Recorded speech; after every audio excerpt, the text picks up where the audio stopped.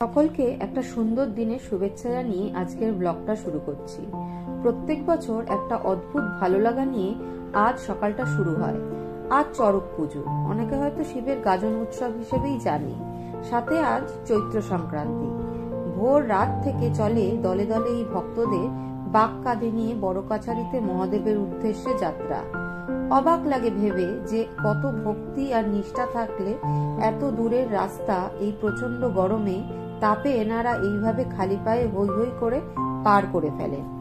মহাদেবী হয়তো সেই শক্তি দেন তার ভক্তদের তার কাছে পৌঁছাবার। চা খেয়ে শুরু করলাম সকালের ব্রেকফাস্ট বানাতে।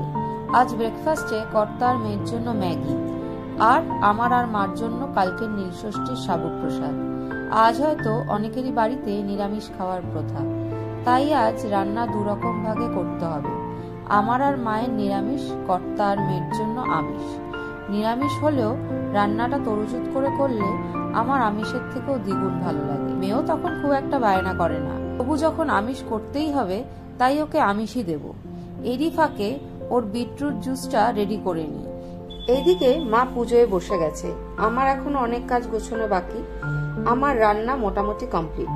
এটা হলো নিরামিষ রান্না, আলু ভেন্ডি ভাজা আর আলু পটলের রসা। আজকের দিনে কাঁচা আমের ডালও খেতে হয়, নিয়ম আছে, কিন্তু দুজনের জন্য আর ঝামেলা বাড়ায়নি।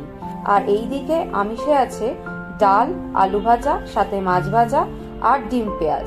আলু ভাজা আলাদা করে করতে হলো কারণ আমার কর্তাটি কোনো সবজি মুখে তোলেন না।